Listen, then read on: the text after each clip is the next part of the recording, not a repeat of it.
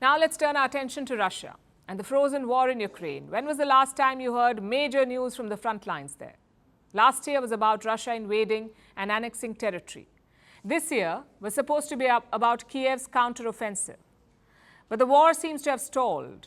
Ukraine says it is progressing just slowly. And why isn't Russia moving forward? There may be a lot of reasons, but the prominent one is this: the Wagner Group is missing. Russia no longer has the Wagner fighters at the forefront. And Putin wants to change that. Let me show you how. This video was released today. Putin addressing a man in the presence of Russia's deputy defense minister. The man he's talking to is a veteran.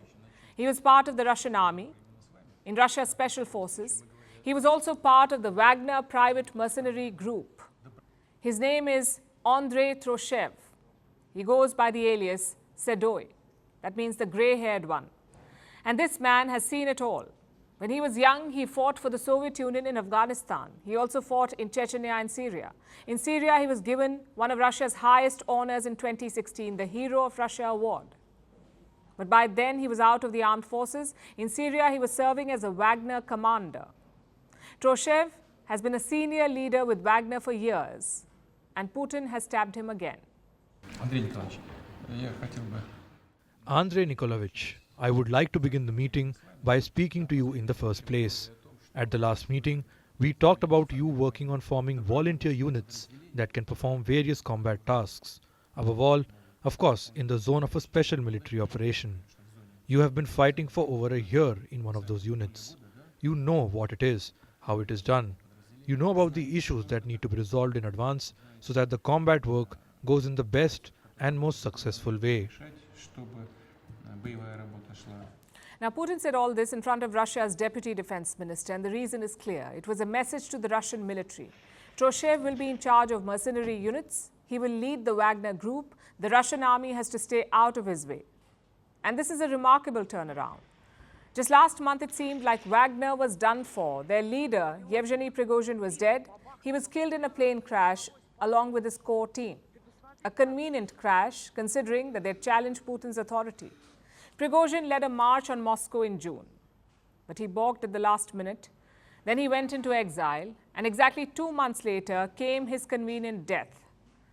But the fall of Wagner also heralded the fall of Russian efficiency. Think about how the war has progressed. Moscow's last major victory was Bakhmut. It was the war's bloodiest battle, and it ended with Wagner's win.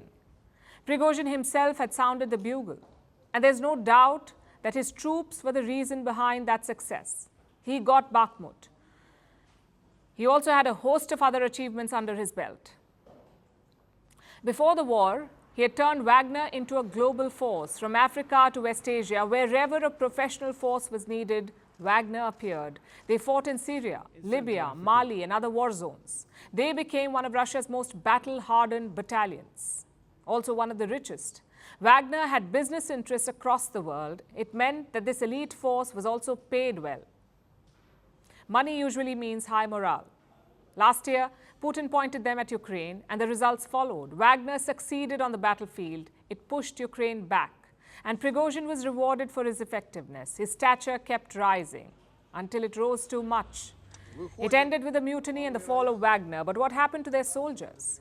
After the mutiny, they were withdrawn from Ukraine. Some were sent to a base in Belarus. Then they were forced to swear allegiance to Moscow. Some others were absorbed into Russia's military.